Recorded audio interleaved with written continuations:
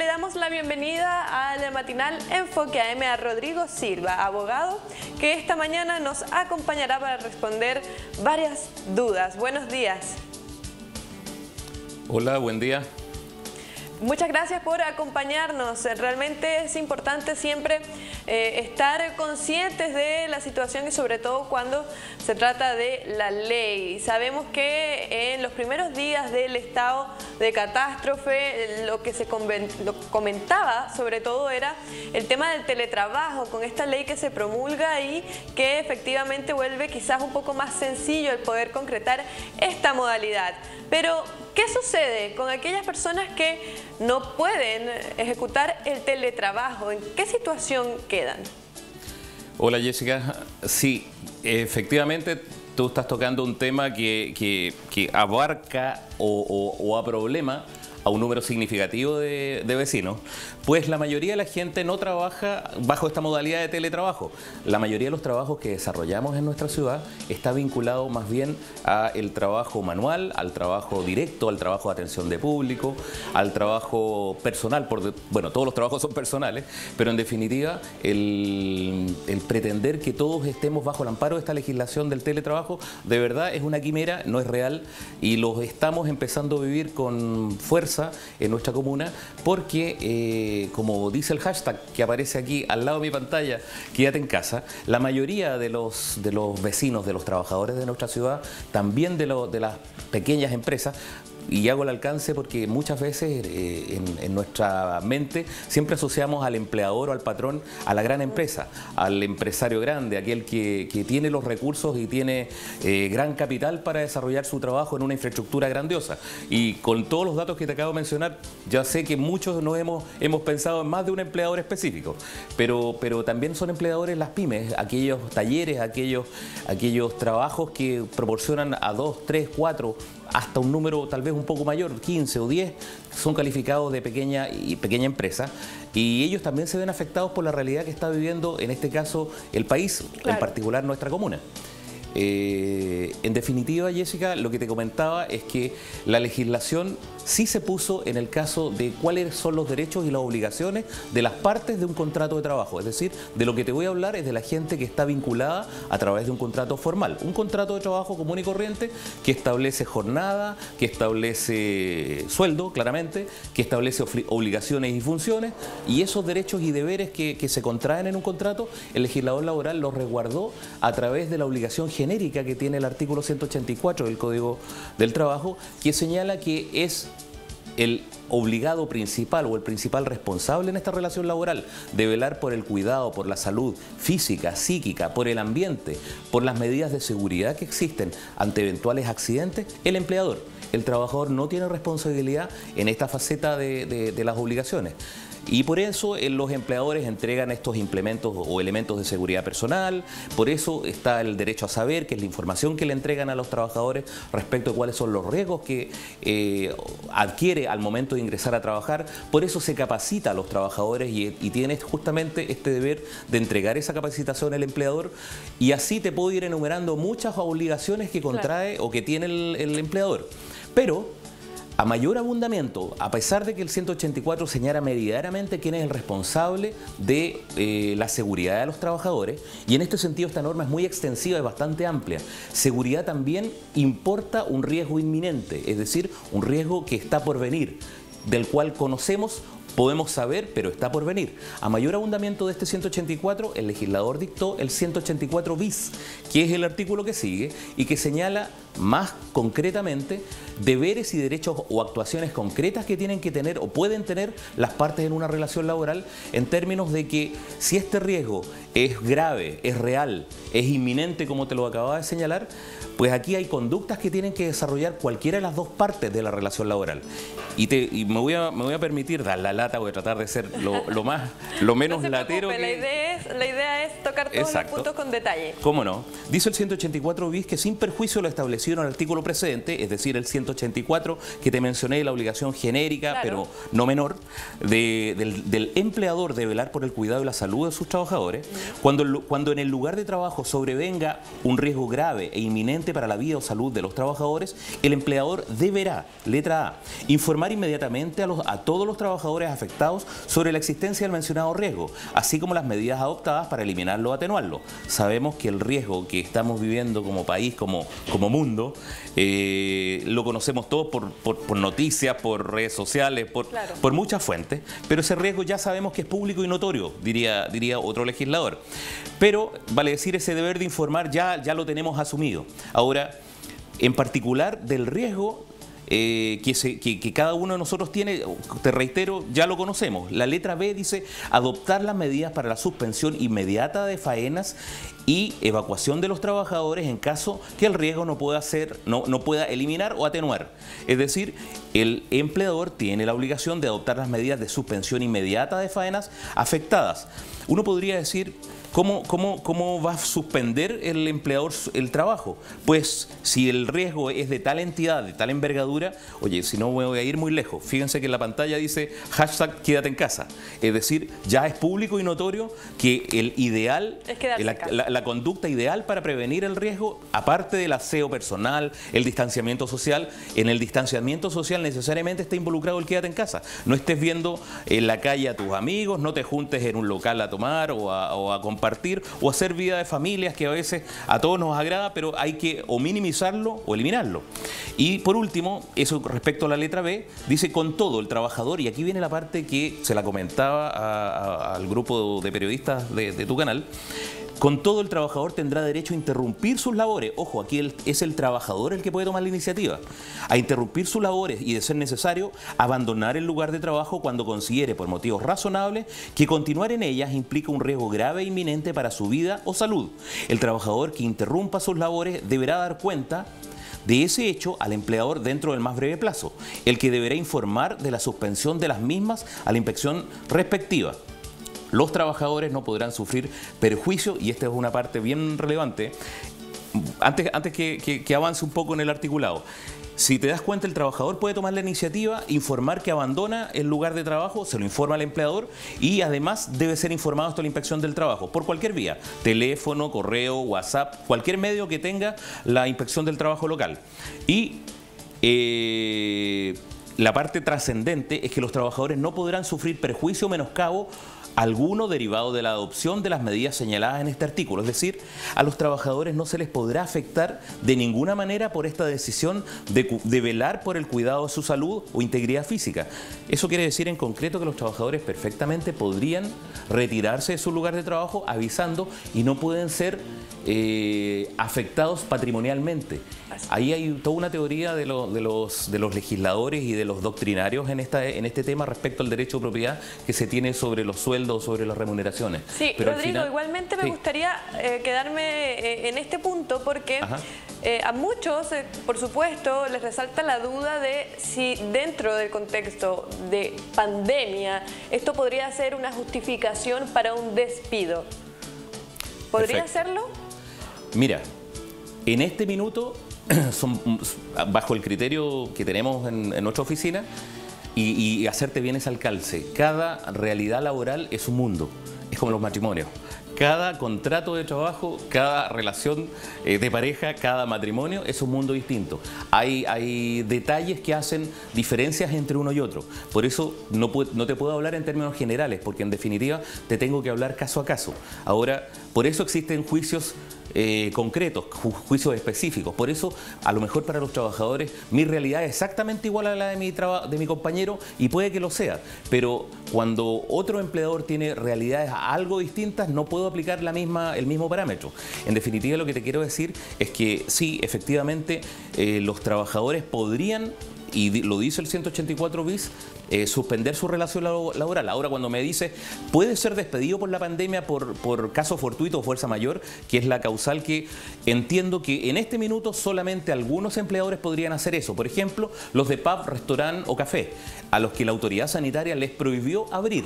Ellos tienen prohibición de abrir, por ende, es un hecho ajeno a la voluntad de estos empleadores el realizar la actividad laboral que siempre ejecutaban, y este hecho ajeno no lo pueden soportar ellos exclusivamente y lamentablemente los traspasan a los trabajadores.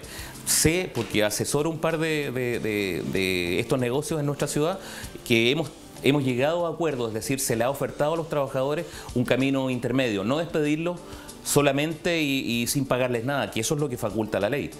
El caso fortuito fuerza mayor establece que el empleador puede tomar la medida de desvincular al trabajador sin pagarle nada, porque es una causa ajena a su voluntad. Es un imprevisto imposible de resistir, dice la ley, como concepto del caso fortuito.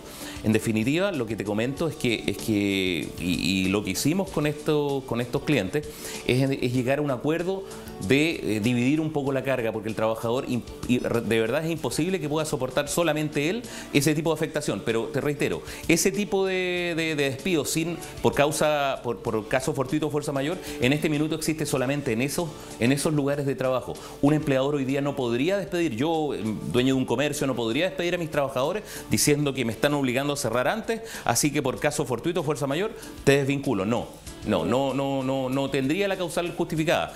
Recordemos también que para los tribunales laborales, para los tribunales de justicia, la medida de despido de un trabajador es la medida más gravosa, es la más alta.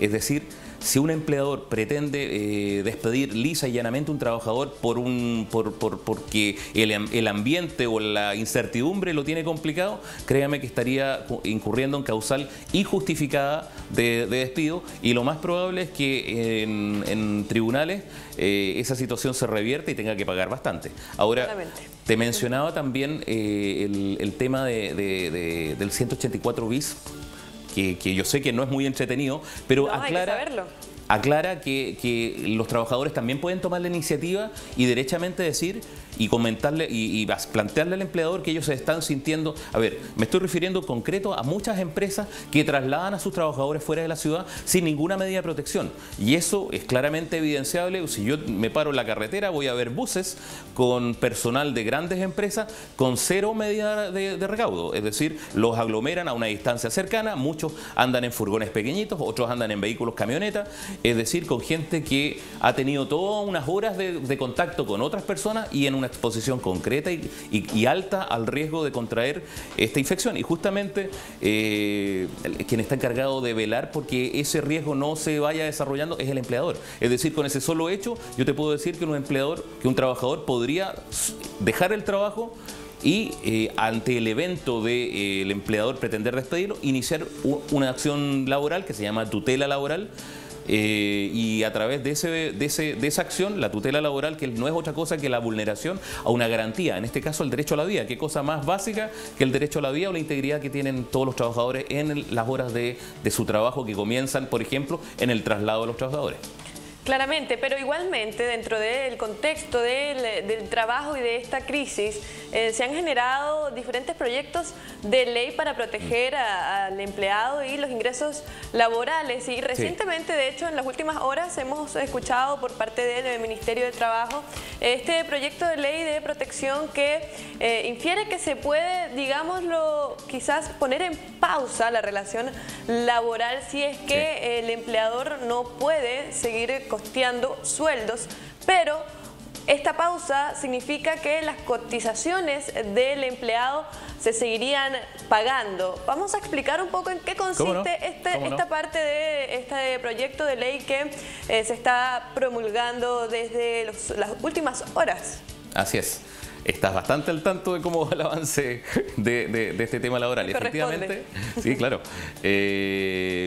Efectivamente, se dictó ya una ley en las horas entre ayer y hoy día que establece que tiene por objeto, como tú decías, suspender la relación laboral. Esto no busca otra cosa que no sea la estabilidad en el empleo. Hoy día, para muchos empleadores sería muy fácil decir, no, yo voy a despedir a todo el mundo. Pero hoy día tienen una alternativa bastante razonable, te reitero, esto sirve para los trabajadores que tienen contrato. Por supuesto. Es decir, aquí es excluida una parte no menor de trabajadores por cuenta propia, pescadores artesanales, colectiveros, todos los que no tienen relaciones formales quedan fuera de este tema. Por eso hago el alcance, porque a veces creemos que son todos los que tienen contrato de trabajo y la verdad es que muchos trabajadores en nuestras ciudades no tienen contrato de trabajo formal. Esta ley los aboca a ello y en definitiva lo que establece es que la relación laboral se suspende, se congela. El empleador sigue pagando las cotizaciones previsionales y el trabajador empieza a recibir su remuneración quedándose en casa, sin trabajar, en cuarentena, por decirlo así, desde el seguro de cesantía. La discusión que existía en el Congreso era echar mano primero al seguro de cesantía, pero del capital, del dinero que primero tenía el trabajador o de la plata que ponía el gobierno a ese seguro de cesantía. Eso se zanjó y va a ser lo segundo, es decir, y suena también justo. ¿Por qué hacer responsable solo el trabajador de soportar? De todas formas, esto es importante resaltarlo. ¿Por qué? Porque aquellos que estén recibiendo las remuneraciones del seguro de cesantía, si luego de que pase esta pandemia, por un motivo u otro, son despedidos, este seguro de cesantía en realidad no habrá sido de alguna forma u otra como tocado. Es como así es. El van a mantener ese ahorro. Así es. Ese ahorro va a quedar ahí, el que cada uno ha ido formando con los meses o con el tiempo, con los años de trabajo, y se va a tocar solamente los recursos del Estado, los públicos, los del gobierno que ingresaron para efectos de atender este plazo. Como la autoridad no maneja los tiempos, y la verdad es que la información cada uno de nosotros la ve desde la perspectiva de la información que da la autoridad de Santiago, me refiero. No sabemos cuánto va a durar este proceso, esta pandemia, no sabemos si la cuarentena o las medidas que se están tomando, cuáles van a ir en consecución de otras, porque todavía estamos con la posibilidad de extender otras medidas. Y tampoco puede prever el legislador laboral, o en este caso quienes desarrollan las leyes, cuánto va a durar este proceso. Sabemos que se inyectaron una cantidad de recursos que debieran alcanzar a lo mejor para todos los trabajadores 3 meses, 4 meses. Va a ser necesario un complemento probablemente de recursos para pensar que efectivamente este proceso, esta pandemia dure a lo mejor 4 o 5 meses más. No lo sabemos, esta cosa se está desarrollando día a día. Recordemos que la semana pasada andábamos en menos de 1000 infectados en el país, hoy día ya superamos los 2500, vamos a los 3000, llevamos 8 muertos, entonces hay que tener mucha responsabilidad con cómo se maneja la información.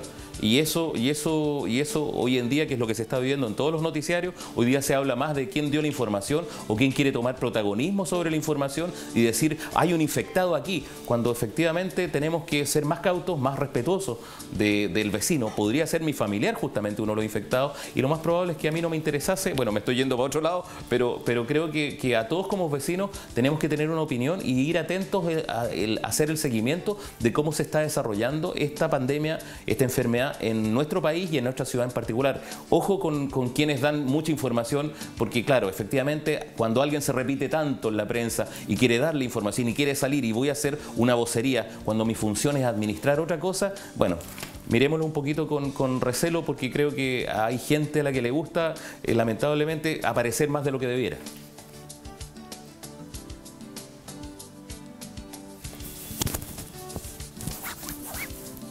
Ahora no te escucho, Jessica.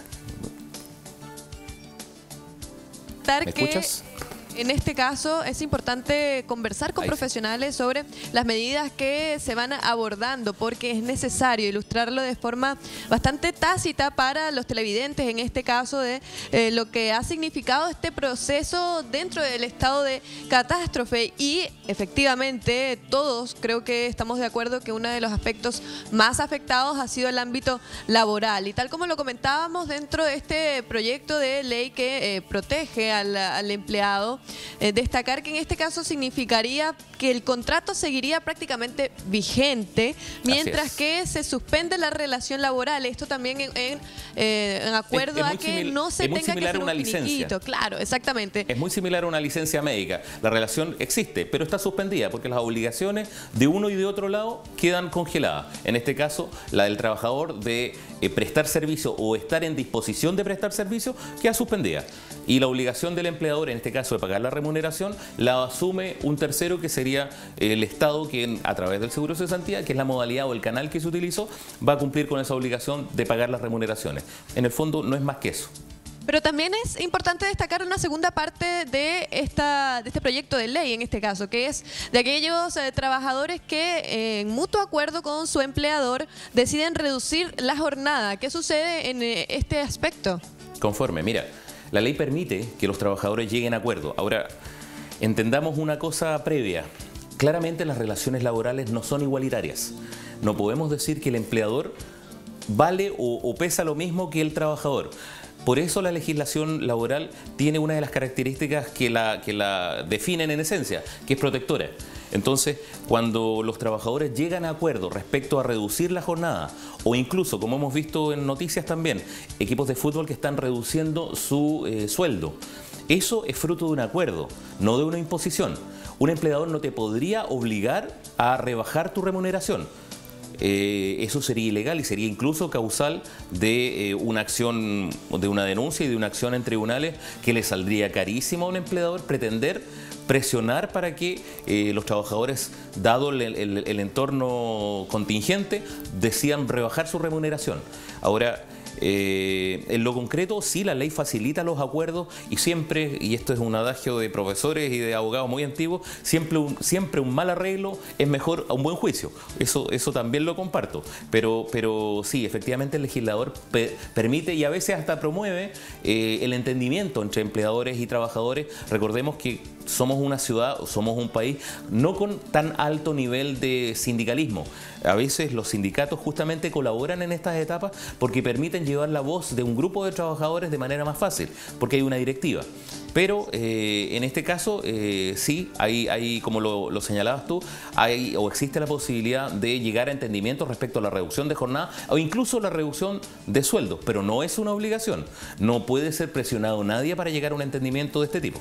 ¿Y qué pasa en caso de que se llegue a este acuerdo con las cotizaciones, hablando de una reducción de jornada? Mira, las cotizaciones previsionales son obligaciones de las más altas, son tanto más importantes porque son parte de la remuneración. Las cotizaciones previsionales a veces nosotros como trabajadores las vemos ajenas a nosotros porque están en otra parte, pero son componentes de nuestra remuneración. Por eso en las liquidaciones de sueldo aparece el haber bruto y con el descuento queda el haber líquido, es decir, son parte de nuestro sueldo. Al final no puede ser rebajada la cotización previsional a menos que se rebaje el sueldo. Y para eso debiera haber un anexo o modificación al contrato que, te reitero, la ley no te puede obligar. Ahora, cuando venía hacia el canal, escuchaba una radio de Santiago y señalaban que el Banco Central está haciendo los augurios de lo que va a ser la recesión que vamos a empezar a vivir en los siguientes meses y el siguiente año. Y esta recesión la enmarcan en el orden del 2,5 al 3,5, 4% recesión de números negativos. Entonces, la lógica también nos dice que tenemos que tener una tendencia a cuidar el trabajo, a cuidar el empleo por parte de los trabajadores, evidentemente también de parte de los empleadores. Y ese cuidado significa ser bastante cautos, bastante fríos, bastante racionales en las decisiones que asumamos, porque efectivamente si va a haber a partir de los siguientes meses recesión, lo más probable es que también haya una tendencia a la rebaja de sueldos. Ahora, si bien es cierto, la ley establece un sueldo mínimo para el trabajo, también estas circunstancias traen aparejadas trabajos irregulares, trabajos en que te contratan sin una relación estable, sino que solamente con relaciones bastante más frágiles o precarias, contratos civiles de prestación de servicio. Bueno, está además recordarme que un número bastante importante de empleados públicos tienen esa relación precaria de a contrata o honorario, y eso significa que en cualquier momento la autoridad, o en este caso el empleador, que sería la autoridad del cargo del trabajo donde funcionan, los puede despedir sin ninguna justificación, sin dar explicación. discriminación, sino que por la sola decisión de que no sigue trabajando o hasta aquí llega su contrato. En definitiva, con todo lo que te estoy contando, quiero señalar que tenemos que tener también una tendencia claramente a cuidar el trabajo, a cuidar el trabajo formal, que es el que escasea y que en los próximos meses lo va a seguir haciendo. Así es, en realidad es un tema bastante amplio lo que ha significado el área laboral, también económica, de lo que está sucediendo a nivel mundial, pero efectivamente son muchas las dudas que surgen por los casos individuales, y es por ello que a través de nuestro WhatsApp hemos permitido que los televidentes nos comenten sus dudas para así despejarlas. Por acá nos escribe Marcela, dice lo siguiente: trabajo en un local chino, ya vamos por la segunda semana sin trabajar, ya que ellos cerraron el local por la pandemia. ¿Nos pueden descontar los días no trabajados? No, no pueden, porque quien administra el negocio es el empleador, y el empleador fue el que decidió cerrar. No podrían rebajarle ni descontarle su remuneración, debe ser íntegra. Y de no ser así, hay que hacer la respectiva denuncia a la Inspección del Trabajo, porque incluso el trabajador podría autodespedirse si es que no le pagan su remuneración, porque incumple con una de las obligaciones más importantes que tiene una relación laboral, que es el pago de Esto siempre y cuando se mantenga un contrato vigente, tal como lo hemos mencionado. Exacto, estamos pensando que la chica que nos escribe tiene una relación de contrato de trabajo normal, con cotizaciones previsionales, y la verdad es que esa debiera ser la relación que ella tiene. Si ella no tuviera un contrato de trabajo, estaría en la informalidad desarrollando un trabajo que debe ser por obligación legal bajo contrato de trabajo. Sí. Bien, otra consulta. ¿Un empleador puede despedir a un trabajador sin pagar indemnización o finiquito? Sí, dependiendo la causal. Como te comentaba, el caso de los restaurantes o los pubs, porque por la autoridad sanitaria o por la autoridad del país se estableció que no podían seguir funcionando y se cerraban, al empleador no le cabe la obligación él puede invocar una causal que se llama caso fortuito o fuerza mayor, es decir, este imprevisto imposible de resistir, fue la autoridad la que lo obligó a cerrar.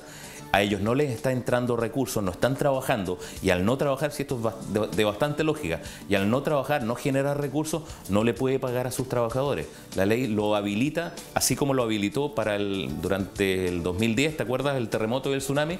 No fueron Fuerza mayor. Fuerza mayor. Esta pandemia se parece bastante en los requisitos que la ley establece a un terremoto o un tsunami. Es un imprevisto imposible de resistir. Imprevisto es algo que nadie prevé o advierte.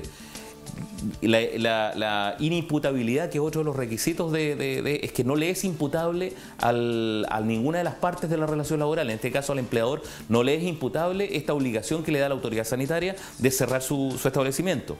Y claro, la única medida que le podría en este caso caber es despedir a los trabajadores, y lo puede hacer sin pagar nada en el finiquito, salvo días trabajados y vacaciones. Solo a los locales cabe destacar que en este caso están obligados a mantenerse cerrados, como los pubs, las discotecas. En este minuto solamente los trabajadores, bajo el criterio de nuestra oficina, solamente esos trabajadores podrían ser despedidos sin finiquito.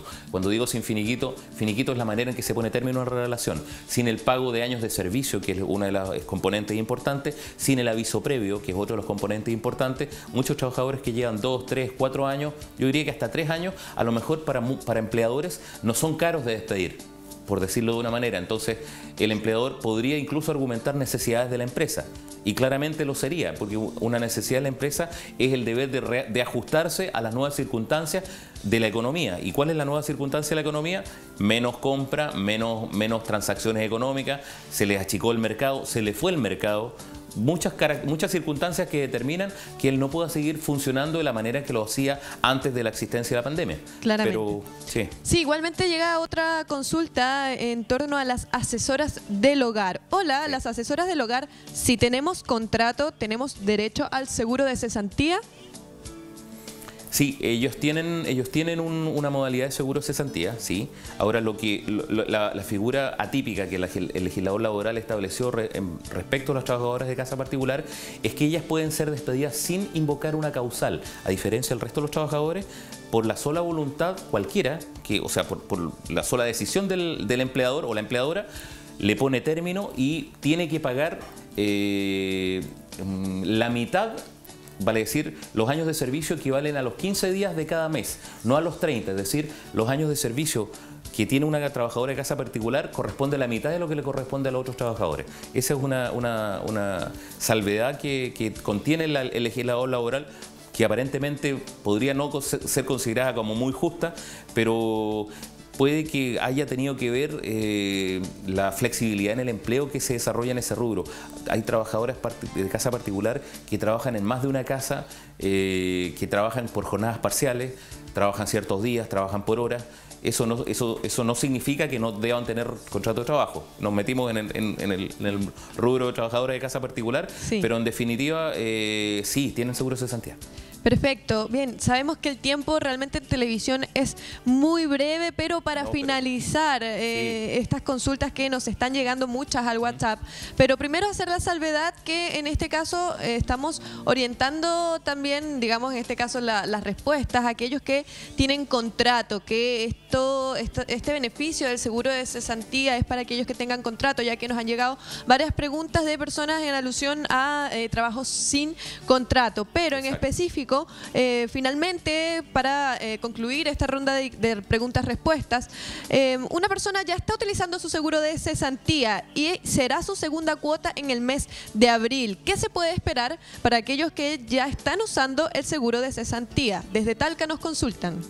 Buena pregunta, porque como esta legislación salió entre ayer y hoy día, no he visto la norma en concreto. Me informé a través de medios, pero no vi el documento en sí, y puede ser que esta norma traiga artículos transitorios que solucionen este impasse, es decir, artículos que aludan a una situación.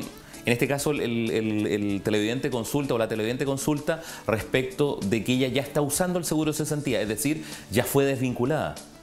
Puede ser que ella ya haya sido despedida, y qué va a pasar con los... Este no sería su caso, porque si fue despedida y está usando su seguro de cesantía, su relación laboral no está suspendida, está terminada. Y ella está por el camino de utilizar el seguro de cesantía, pero no en una relación laboral suspendida, que es el caso que atañe a esta ley. Claro, en este caso estaría usando sus ahorros y no el fondo del Estado que sea...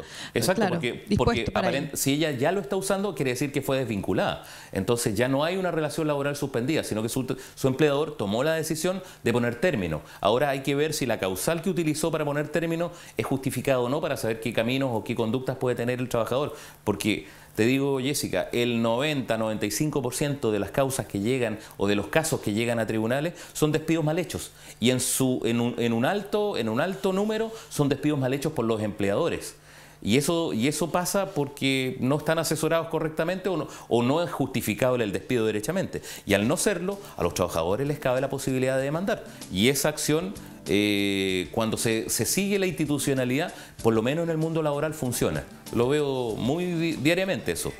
Bien, la verdad es que nos han llegado bastantes preguntas. Agradecer a los televidentes que están interactuando con nosotros. Yo creo que vale la pena dejar la puerta abierta, Rodrigo, para que pueda volver en una próxima oportunidad a seguir respondiendo las dudas, y efectivamente conociendo que estas medidas se seguirán tomando y modificando progresivamente en este estado de catástrofe. Agradecerle por su tiempo, por también las explicaciones. Es importante hablarlo con profesionales. Usted, abogado Rodrigo Silva, que nos acompañó en el matinal Enfoque AM. Que tenga buen día. Muchas gracias. Gracias, Jessica. Que esté muy bien. Chao.